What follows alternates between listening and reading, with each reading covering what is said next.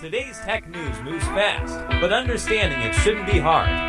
That's why Snarful Solutions Group brings you Connecting the Dots, where we break down what's happening in tech and why it matters to you. Now, let's dive in with your hosts. Hey everyone, Alex here, ready to untangle the headlines and connect the dots for you today. And I'm right here with you. Really looking forward to getting into today's stories.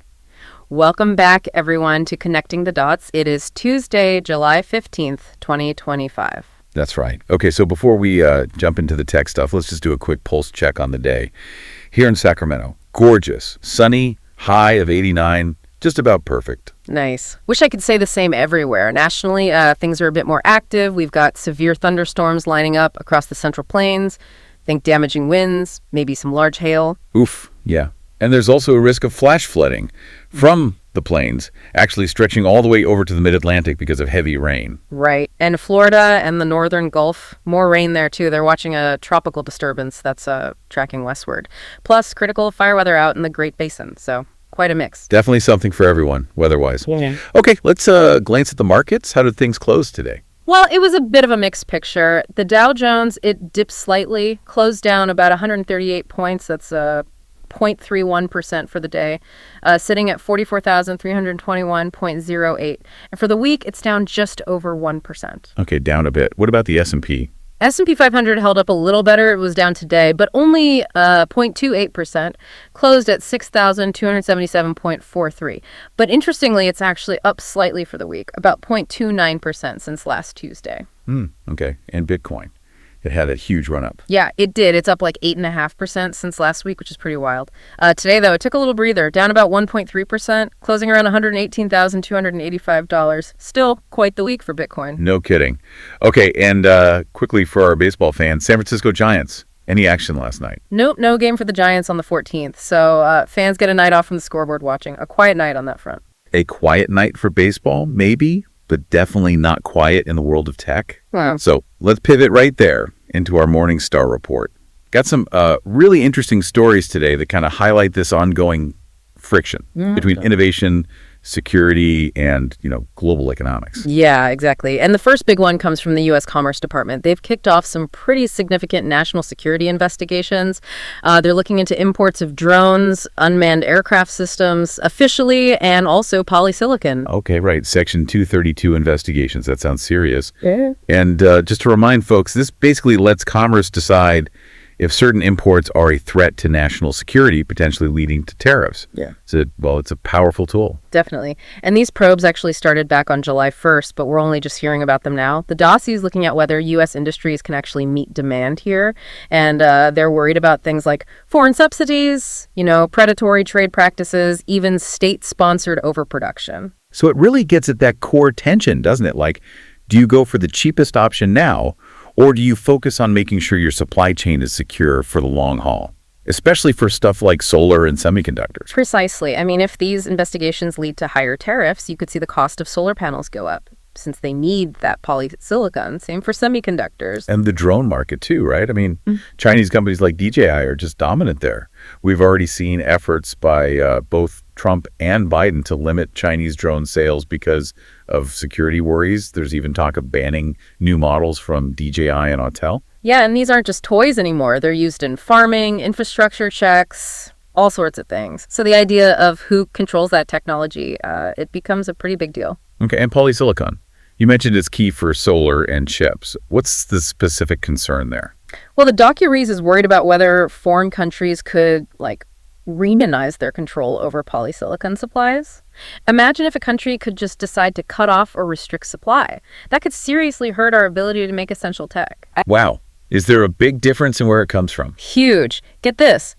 Non-Chinese polysilicon costs somewhere between, say, $18 and $25 a kilogram. Chinese polysilicon.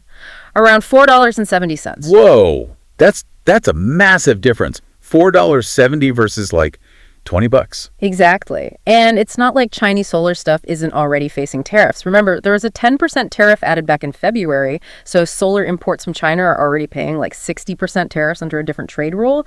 This could just add more. So you have to wonder, how do businesses or even homeowners planning to install solar panels deal with that kind of potential price swing? It makes planning tough. It really does. It's this complex calculation, balancing today's costs against tomorrow's risks and security. Yeah, that tension. Yeah. It actually leads us perfectly into our next story. And this one feels like a bit of policy whiplash, honestly. Yeah. The U.S. has apparently done a partial U-turn on its mid-April ban on selling certain AI chips to China.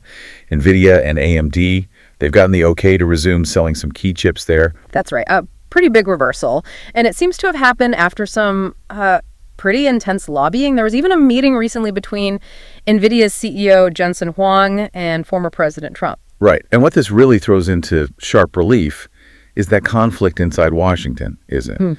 You've got the national security folks worried about China's military tech getting too advanced. And then you have the U.S. tech companies saying, hey, we need to compete in China. It's a huge market. Exactly. And you saw the market react immediately. The NVIDIA and AMD stocks jumped on the news, which, I mean, makes sense. AMD had previously estimated they'd lose something like $800 million in revenue just from the restrictions on one chip, the MI308. $800 million. So, yeah, it's a big financial deal for them. But it also signals maybe a shift in thinking, like maybe completely banning sales isn't the best strategy long term. Well, there's an argument that strict bans might just push China to develop its own tech faster, right? Creating the very competition you are trying to avoid. We actually saw a bit of that. The U.S. controls kind of opened the door for Huawei to boost production of its own AI chips, the Ascend series. Oh, okay. So this reversal could be NVIDIA and AMD trying to push back against Huawei and, avoid losing that market share for good. Seems likely. And you mentioned Jensen Huang meeting Trump. He's also been doing this sort of tech diplomacy, talking up support for U.S. jobs, U.S. AI leadership, even backing it with this huge $500 billion plan for AI infrastructure here in the States. Is that genuine commitment or maybe just smart politics to keep regulators happy and markets open? Probably a bit of both, wouldn't you say? And AMD isn't sitting still either. They're really talking up their new MI350 chips, saying they can compete with, even beat NVIDIA's latest stuff on AI software, and potentially at a lower price. Oh, interesting. So the competition is heating up even more. Definitely. AMD's even teasing their next generation, the MI400 series, saying they worked with OpenAI on it and are aiming for, quote, clear leadership. The AI chip race is absolutely global and moving incredibly fast. Wow. Okay, so from chips back to sort of digital society issues. Our third story takes us over to Europe. Yeah, shifting gears a bit. The European Commission announced that 5 countries, France, Spain, Italy, Denmark, and Greece, are going to start testing a new kind of age verification app. An age verification app. Okay, what's the main goal there? It's specifically aimed at protecting children online. It signals this, growing effort in Europe to really beef up online safety measures for kids. This is just a pilot program for now, but it could definitely shape broader rules down the line about who gets access to what online. That's such a universal issue, isn't it? Trying to keep kids safe online without totally crushing privacy or making the internet impossible to use. It really is. It's finding that balance. And this app, this pilot, is basically technology trying to solve a problem that technology, in part, created. It's a tricky line to walk. Absolutely. But necessary. It'll be interesting to see how this pilot goes and what other places might learn from it. For sure. It's all part of this ongoing evolution of how we govern the digital world, trying to balance protection and freedom. Okay, so let's quickly recap the big 3 from the Morningstar report today. First, those U.S. Commerce Department probes into drones and polysilicon imports, really highlighting that tension between supply chain security and just getting things cheaply. Right. Then we talked about that surprising partial reversal of the AI chip ban for China sales, letting NVIDIA and AMD back in. That story really shows the push and pull between national security worries and, the realities of global business for these huge tech companies. And finally, we touched on Europe, with those 5 countries piloting a new age verification app, a clear step towards trying to improve online safety for children, which is, a challenge everywhere. Yeah, and none of this stuff happens in a vacuum, right? These decisions directly impact professionals dealing with global supply lines, families worried about kids online, businesses trying to stay competitive. It connects to all of us. Absolutely. What these stories really drive home, I think, is just how interconnected everything is becoming. Technology, politics, global trade, every new chip, every regulation, it sends ripples out. You really do have to connect the dots to see the bigger picture. We're here to help at Snarful, so reach out on our website if you have any more questions. That's a wrap on today's top stories. Remember, tech doesn't have to be complicated, and we're here to help connect the dots. If you've got questions or want to learn more, visit us at snarful.com. Thanks for listening, and we'll catch you next time.